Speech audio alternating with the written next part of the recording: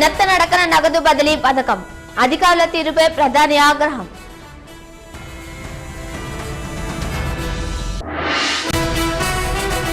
తాజా పోరాటానికి టీజేఏసీ వ్యూహం, ఢిల్లీకి సెగ తగిలించడమే లక్ష్యం.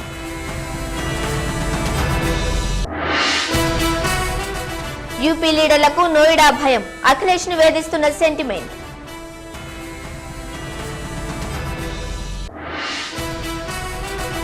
పోలీసుల అదుపులో ఎర్రచందనం స్మగ్లర్లు, 4 కోట్ల విలువైన దొంగలు స్వాధీనం.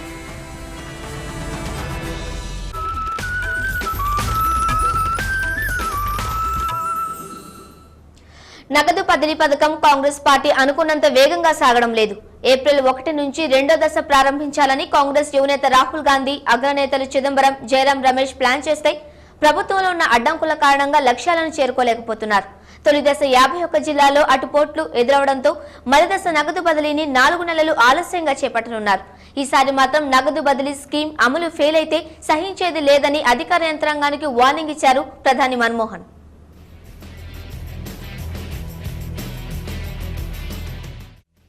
నగదు బదిలీ పథకానికి రాష్ట్రాల నుంచి సహకారం లేకపోవడం, వివిధ శాఖల మధ్య సమన్వయం లేకపోవడంతో కేంద్ర ప్రభుత్వం తలపట్టుకుంటోంది.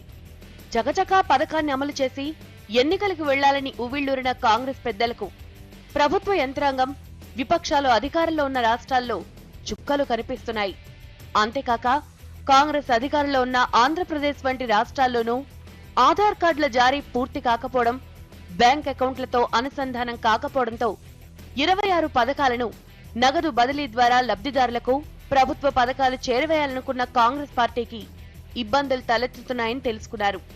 తొలిదశ సమస్యలను పరిగణలోకి తీసుకుని ఈసారి కాంగ్రెసేతర పార్టీలు పాలిస్తున్న రాష్ట్రాల్లో నగదు బదిలీ అమలుకు ప్రణాళిక రూపొందించారు.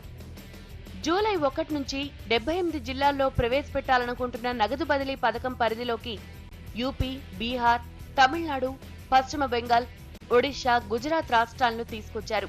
ఎల్పీజీ సబ్సిడీ నగదు బదిలీ కష్టసాధ్యంగా మారడమే కాక ఆంధ్రప్రదేశ్ లో ప్రజలు నిరసనలకు దిగిన నేపథ్యంలో కేవలం 1 జిల్లాలో మాత్రమే ప్రయోగాత్మకంగా అమలు చేసి మే నెల 15వ తేదీ నాటికి 20 జిల్లాలకు విస్తరించాలని ప్రధాని అధ్యక్షతన జరిగిన సమావేశంలో తీర్మానించారు. రెండో దశలో కాంగ్రెస్ అధినేత్రి సోనియా గాంధీ, యువనేత రాహుల్ గాంధీ, ఎస్పీ అధినేత ములాయం సింగ్ యాదవ్ ప్రాతినిధ్యం వహిస్తున్న జిల్లాలను చేర్చగా రాష్ట్రం నుంచి ప్రస్తుతం ఉన్న 4 జిల్లాలకు అదనంగా మరో 8 జిల్లాలను చేర్చారు.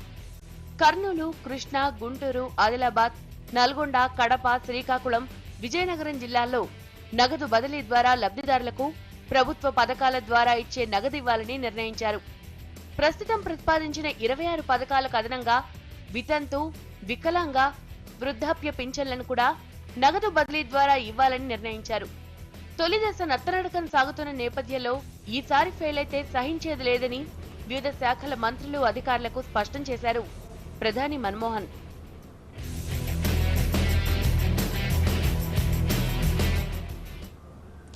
మావోయిస్టుల కోసం స్పెషల్ పార్టీలు కూంబింగ్ చేసినట్టుగా ఎర్రచందనం దొంగల కోసం ఇప్పుడు చిత్తూరు జిల్లా పోలీసులు శేషాచలం అడవుల్ని జల్లెడ పడుతున్నారు. 2 రోజుల వ్యవధిలోనే సుమారు 4 కోట్ల విలువైన దొంగల్ని స్వాధీనం చేసుకున్న పోలీసులు 9 మంది దొంగల్ని కూడా అదుపులోకి తీసుకున్నారు. దొంగల్ని అడ్డం పెట్టుకుని కోట్ల రూపాయల వ్యాపారం చేస్తున్న స్మగ్లర్ల ఆచూకీ కోసం పోలీసులు తీవ్ర ప్రయత్నాలు చేస్తున్నారు.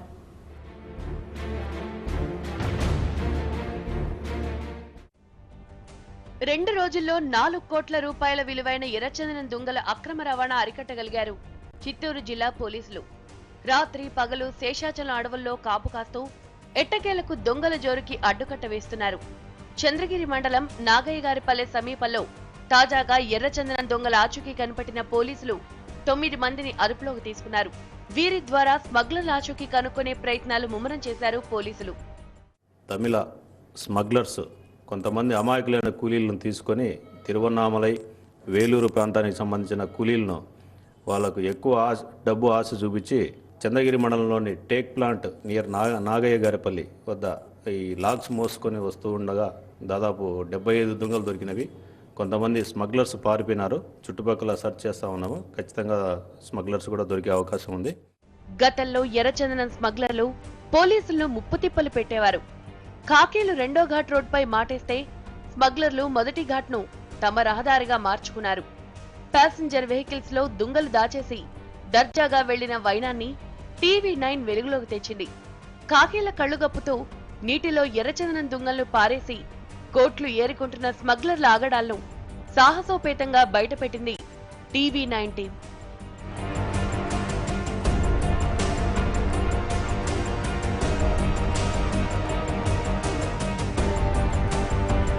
ఇటీవల పోలీసులు స్మగ్లర్ల ఆగడాలపై ఫోకస్ పెంచడంతో కోట్ల రూపాయల ఎర్రచందనం అక్రమ రవాణాకి అడ్డుకట్టపడింది. వందల సంఖ్యలో దొంగలు చిత్తూరు జిల్లా అడవుల్లో ప్రవేశించారన్న సమాచారంతో పోలీసులు, టాస్క్ ఫోర్స్ సిబ్బంది సంయుక్తంగా దాడులు నిర్వహించి శ్రీవారి పాదాల దగ్గర దాదాపు 2 కోట్ల విలువైన ఎర్రచందనం దుంగలను స్వాధీనం చేసుకున్నారు. ఎర్రచందనం అక్రమ రవాణాలో సుమారు 200 నుంచి 230 మంది దొంగలు పాల్గొన్నట్లు సమాచారం. తనిఖీలు పసిగట్టిన కొందరు స్మగ్లర్లు దొంగల దొంగతనం చేసే కూలీలు పారిపోయారు. వీరంతా తమిళనాడు కృష్ణగిరి, సేలం ప్రాంతానికి చెందిన వారిగా పోలీసులు అనుమానిస్తున్నారు. ఈ దాడుల్లో స్మగ్లర్ల కీలక సమాచారం కూడా పోలీసులకు దొరికింది. వీళ్ళ కొన్ని ఆ బ్యాగ్స్లో ఉన్న వాళ్ళ చిరునామాలు బట్టి కృష్ణగిరికి సంబంధించిన వాళ్ళు చాలా ఉన్నారు. కృష్ణగిరి, సేలం ఆ ప్రాంతానికి చెందిన వాళ్ళు ఉన్నారు. 120-130 మంది ఉంటారు. పీసులు అయితే 170 ఉన్నాయంటే ఒక్కొక్కటి 2 కూడా ఇచ్చేస్తారు. కొద్దిగా 30 కేజెస్ బిలో ఉందంటే 2 కూడా కట్టుకొని వచ్చేస్తారు. తమిళనాడు ప్రాంతం వాళ్ళే. దాడులు ముమ్మరం చేయడంతో వరుసగా ఎర్రచందనం స్మగ్లర్ల ఆగడాలు బయటపడుతున్నాయి. అటు రేణిగుంటలోని చెంగారెడ్డిపల్లి దగ్గర తనిఖీలు నిర్వహించిన పోలీసులు ఓ లారీని సీజ్ చేశారు. ₹1 కోటి విలువ చేసే ఎర్రచందనం దుంగల్ని స్వాధీనం చేసుకున్నారు. డ్రైవర్ పరారీ కాగా మరో వ్యక్తిని పోలీసులు అదుపులోకి తీసుకుని విచారిస్తున్నారు. అనుమానాస్పదంగా చెక్ చేస్తే ఆ వాహనంలో సుమారు 100 ఎర్రచందనం దుంగలు, మరి ఆ బండి ముందు పోతున్న 2 TVS కంపెనీకి చెందిన 150cc వాహనాల్లో పైలట్స్ బండి దిగి పారిపోయినారు. తర్వాత డ్రైవర్ కూడా బండి వదిలి పారిపోయినాడు. లారీకి సంబంధించిన క్లీనర్ను అదుపులోకి తీసుకున్నాము. కేసు నమోదు చేసి దర్యాప్తు చేస్తున్నాం. TV9 వరుస కథనాల నేపథ్యంలో చిత్తూరు, కడప జిల్లాల్లో పోలీసులు, ఫారెస్ట్ సిబ్బంది జాయింట్ ఆపరేషన్స్ సత్ఫలితాలనిస్తున్నాయి. తనిఖీలను మరింత ముమ్మరం చేసి రెడ్ శాండిల్ మాఫియాను తుడిచిపెట్టాలంటున్నారు స్థానికులు.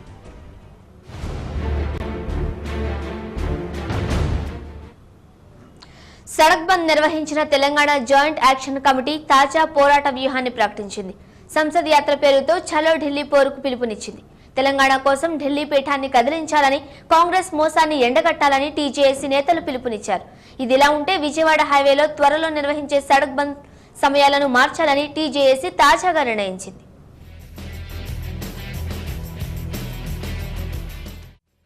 అసెంబ్లీ సమావేశాలు జరిగినప్పుడు రాష్ట్రంలో ఉద్యమం, పార్లమెంటు సమావేశాల సమయంలో ఢిల్లీలో పోరాటం. తెలంగాణ జేఏసీ తాజా వ్యూహం ఇది. హైదరాబాద్ లో జరిగిన టీజేఏసీ స్టీరింగ్ కమిటీ సమావేశం కీలక నిర్ణయాలు తీసుకుంది. గత నెలలో సడక్ బంద్ ఆందోళన చేపట్టిన తెలంగాణ జాయింట్ యాక్షన్ కమిటీ తాజాగా సంసద్ యాత్రను తలపెట్టింది. ఈ యాత్రలో భాగంగా ఢిల్లీలో 2 రోజుల ధర్నాకు టీజేఏసీ నేతలు నిర్ణయించారు. ఈ నెల 29, 30 తేదీల్లో సంసద్ యాత్ర చేపట్టే అవకాశం ఉంది. టికెట్ రిజర్వేషన్ సాధ్యాసాధ్యాలను పరిశీలించాక అతి త్వరలో సంసద్ యాత్ర తేదీలు ప్రకటించాలని నిర్ణయించింది జాయింట్ యాక్షన్ కమిటీ. పార్లమెంటు సమావేశాలు జరుగుతున్నప్పుడే ఢిల్లీలో ధర్నా చేపట్టి ఓవైపు కేంద్రంపై ఒత్తిడికి, మరోవైపు కాంగ్రెస్ ను ఎండగట్టడం టీజేఏసీ ఉద్యమంలో తాజా ఎత్తుగడ. ఢిల్లీలో ధర్నా చేస్తూనే తెలంగాణకు అనుకూలంగా పార్టీల నేతల్ని కలవడం టీజేఏసీ ఉద్యమంలో లేటెస్ట్ వ్యూహం. గతంలో చేసిన ఉద్యమాన్ని సమీక్షించి భవిష్యత్ కార్యాచరణ రూపొందించారు నేతలు.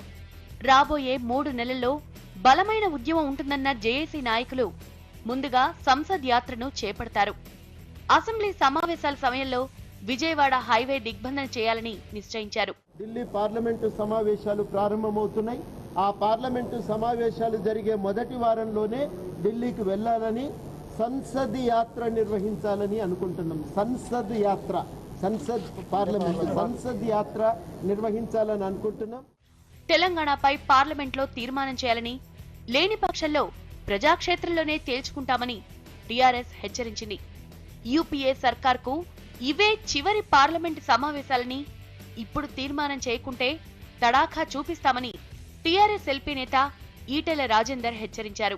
కేంద్ర రాష్ట్ర ప్రభుత్వాలు ప్రజలకిచ్చిన మాట ప్రకారంగా తెలంగాణ రాష్ట్రాన్ని ఇవ్వడంలో విఫలమైన ఈ సందర్భంలో చివరి శాసనసభ చివరి పార్లమెంటు సమావేశాలు జరుగుతున్న సందర్భంలో మర్యాదగా తెలంగాణ తీర్మానాన్ని ప్రవేశపెట్టాలని చెప్పి పార్లమెంట్లో తెలంగాణ బిల్లు పెట్టాలని చెప్పి మేము డిమాండ్ చేస్తూ ఉన్నాం. లేనట్లయితే మీ సంగతి ఏందో ప్రజాక్షేత్రంలో తేల్చడానికి మరింత పదునైన ఉద్యమాలను నడపడానికి సమాయత్తమవుతామని చెప్పి హెచ్చరిస్తా ఉన్నాం. సడక్ బంద్ లో తదుపరి వ్యూహంలో భాగంగా విజయవాడ హైవే దిగ్బంధన కార్యక్రమం ఉంటుంది. అయితే రహదారి బంద్ సమయం సాయంత్రం 6 గంటల నుంచి మరుసటి రోజు ఉదయం 6 గంటల దాకా పాటించాలని టీజేఏసీ నిర్ణయించింది. హైదరాబాద్ లో టీజేఏసీ భారీ బహిరంగ సభకు ప్లాన్ చేస్తోంది. టీజేఏసీ సంస్థాగత నిర్మాణంపై దృష్టి పెట్టింది. గ్రామ గ్రామాన కమిటీలు వేయాలని, మేలో జిల్లా కమిటీల సదస్సులు ఏర్పాటు చేయాలని కమిటీ నిర్ణయించింది. సమావేశానికి టీజేఏసీలోని అన్ని భాగస్వామ్య పక్షాల నుంచి ప్రతినిధులు హాజరయ్యారు. మొదటిసారిగా నాగం నగారా సమితి సభ్యులు టీజేఏసీ మీటింగ్లో పాల్గొన్నారు.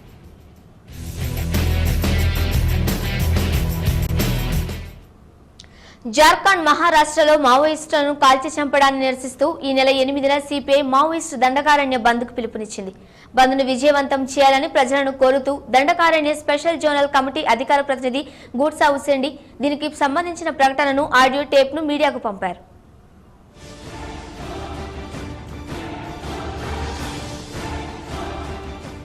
గత నెల 27 రాత్రి జార్ఖండ్ రాష్ట్రం ఛత్రా జిల్లా అటవీ ప్రాంతంలో తృతీయ ప్రస్తుతి కమిటీ మావోయిస్టులకి మధ్య జరిగిన ఎదురుకాల్పుల్లో 10 మంది మావోయిస్టులు చనిపోయారు. అయితే ప్రభుత్వం పన్నిన పథకం ప్రకారం వందలాది మంది తృతీయ ప్రస్తుతి కమిటీ సభ్యులు, పోలీసులు, సిఆర్పీఎఫ్, కోబ్రా బలగాలు మావోయిస్టులపై హత్యాకాండకు పాల్పడినట్లు Maoist Dandakaranya special zonal committee ప్రకటించింది.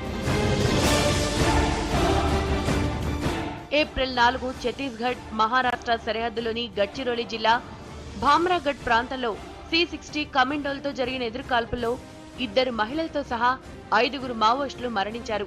ఈ సంఘటనలో పోలీసులు చెప్తున్న దాంట్లో ఏ మాత్రం వాస్తవం లేదంటున్నారు గుడ్సా హుసేండి. రహస్యంగా సమావేశం జరుపుకుంటున్న 100 మందికి పైగా మావోయిస్టులతో 2 గంటల పాటు సాగిన ఎదురుకాల్పుల్లో ఈ మరణాలు చోటు చేసుకున్నాయని, తమ వైపు ఎవరికీ చిన్న గాయమైనా కాలేదని కూడా ప్రకటించారు. 100 మంది మావోయిస్టులు సమావేశమయ్యారనే పోలీసుల కథనం కేవలం కట్టుకథ మాత్రమే. నిజానికి మా స్థానిక దళానికి చెందిన కామ్రేడ్స్ తమ రోజువారీ కార్యకలాపాల్లో భాగంగా ప్రజలతో సమావేశమై సమస్యలను చర్చిస్తూ ఉండినారు.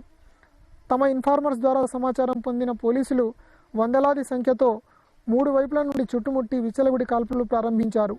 అకస్మాత్తుగా జరిగిన ఈ దాడితో ప్రజలందరూ చెల్లాచెదిరై భయంతో అటు ఇటు పారిపోతుండగా నిరాయుధులపై కూడా లైసెన్స్డ్ హంతకులైన కమాండోలు గుల్లవర్షం కురిపించారు. ఈ ఏకపక్ష దాడిలో మా PLGA కామ్రేడ్స్తో పాటు కొందరు గ్రామస్తులు కూడా మరణించారు. చాలా మంది గాయపడ్డారు. కొద్ది రోజుల క్రితం గడ్చిరోలి పోలీసులు ఆపరేషన్ నవజీవన్ ప్రారంభించారని, ఈ హత్యాకాండ ఆపరేషన్లో భాగమేనని హుసేండి అన్నారు. హత్యలో భీభత్సంతో విప్లవోద్యమాన్ని రూపుమాపాలనుకోవడం ప్రభుత్వం పగటికలేనన్నారు హుసేండి.